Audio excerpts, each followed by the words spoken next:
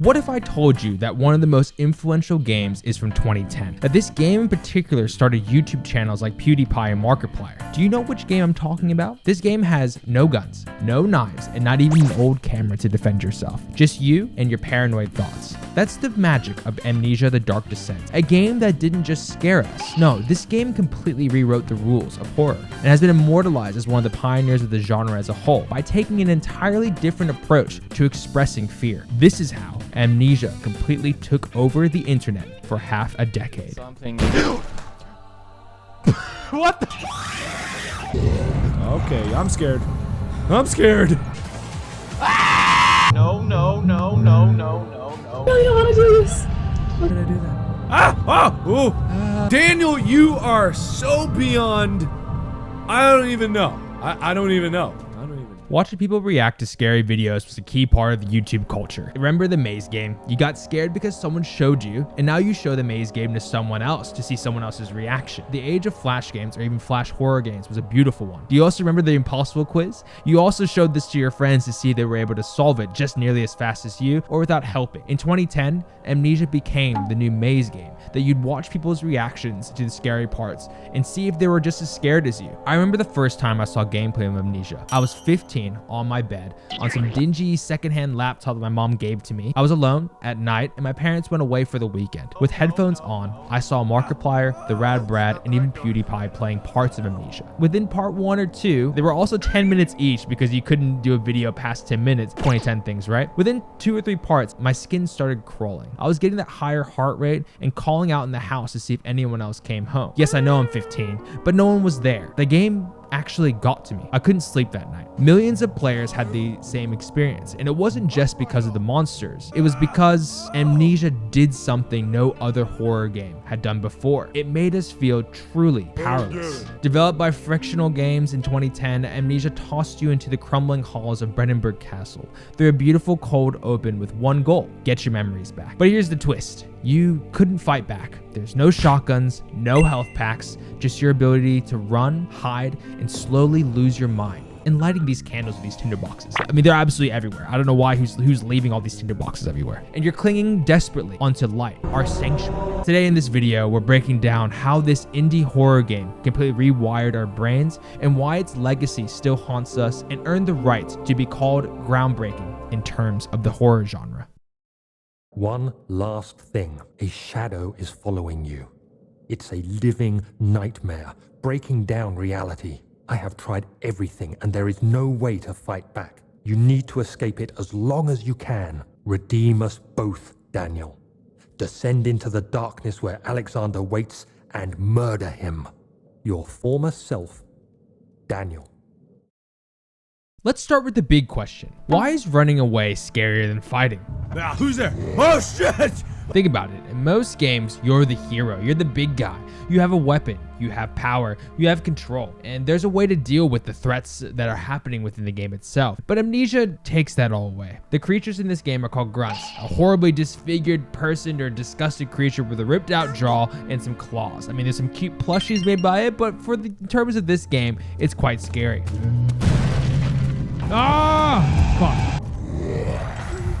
When these appear, this horrific and chilling soundtrack plays where it feels like you are being hunted. Well, that's because you are. You can't fight. You can't even look at the monster for too long. All you can do is run, hide, and hope they don't find you. After an encounter with these grotesque creatures, you just don't know when exactly it might happen again, and you are constantly searching for places to hide or doors to close just in case another grunt happens to appear. You're constantly looking, and that's when the fear starts to build. This all happens all while slowly building this eerie environment, slowly introducing the horrors of this castle and the environment you're in, and unlocking your memories through beautifully narrated notes from yourself. Disturbing sound calls to me. This isn't just a design choice, it's a psychological trick. When you're powerless, your brain goes into some sort of hyper or overdrive, fight or flight, so the parasympathetic nervous system takes over. And all of a sudden, every sound, every shadow, and every flicker of light becomes a potential threat. It sure is dark in here. Yes. It's not just about surviving these grunts, it's even more about surviving your own imagination of what horrors, threats can be lurking around this castle. I want to highlight this. Take the water chasing. If you were around the internet around this time, you know what this is.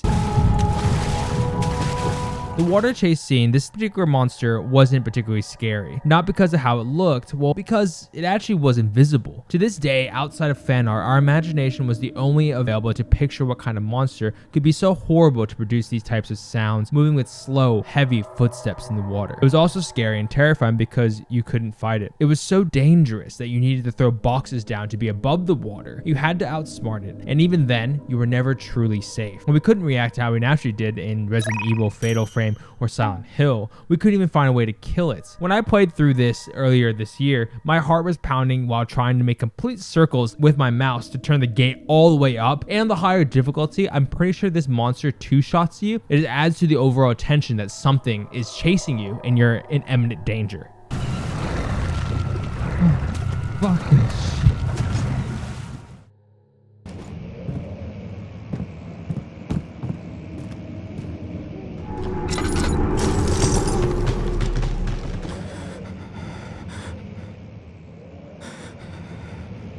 Here's the thing about fear. It's not just about what's in front of you, it's about what's happening inside your head. And Amnesia understands that better than any game. The sanity mechanic isn't just a gimmick, it's a way to make the fear feel personal. And the way that's been represented here, well, I think is pretty accurate. If you stay in the dark too long, look directly at the enemies, or even witness unsettling events. Is she dead? Oh man, how can you partake in this? What the fuck is this, bro? A gust of the wind, a new revelations, new horrors that you see, your sanity level drops. The screen distorts, your vision blurs, and you start hearing things that aren't even there. This is where the brilliant atmosphere of not knowing exactly where you are, but obviously something very wrong has happened here. And here's where it gets interesting. You're not just playing as Daniel, the protagonist. Every bad decision, every moment of panic, it's all reflected in the game world. You're feeling what he feels. It's empathy through the mechanics itself. And it's why I think Amnesia sticks with you long after the game's finished. Help me. Who's the switch? I want to take a second to actually maybe tell you something a bit weird. What if Brennenburg Castle itself is a character? No, hear me out. Every creaking floorboard, every flickering candle, every dark room, every bloodstained hallway or wall tells a story itself. And the best part is, the game doesn't hold your hand. You have to piece it together yourself. There are notes that are read out loud for you to get the story itself. There are also lots of other items that you can read, piece together what exactly happened in this castle. Take the torture chambers. You don't need a cutscene to explain what happened here. The rusted chains, the skeletons, the dead bodies, journals scrawled with madness, they all whisper a story of cruelty and desperation. And the castle itself seems alive, shifting and changing around you. There's a reason why Daniel decided to forget all the horrific things that happened here and why we're playing it here. As we traverse through the game and explore parts of the castle, maybe it's a way to test Daniel's resolve, to really set things right. Go to the inner sanctum, find Alexander, and kill him. The prison in the torture chambers was so unsettling. And fun fact, they used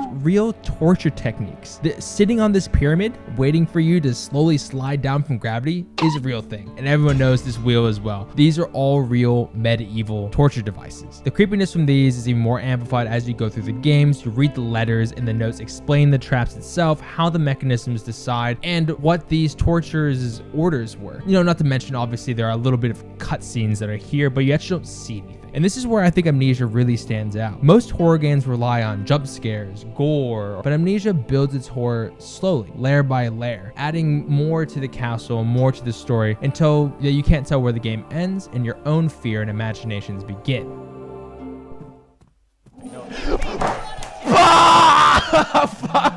What is that music?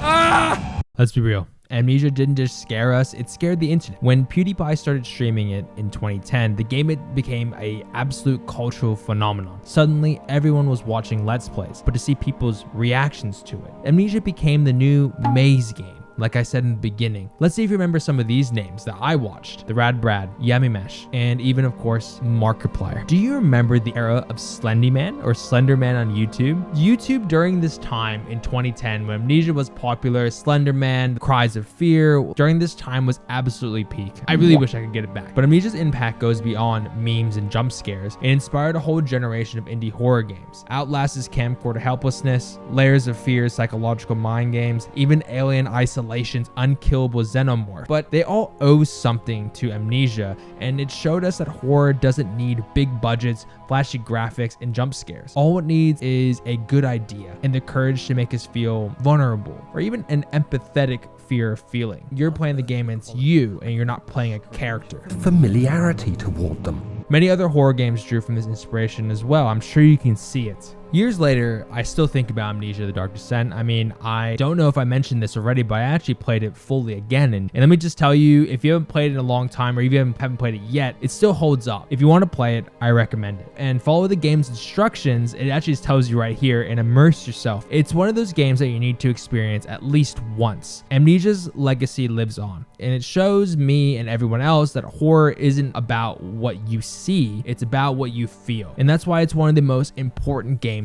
ever made. But I have paid my tribute. I gave them that awful man. I did the right thing.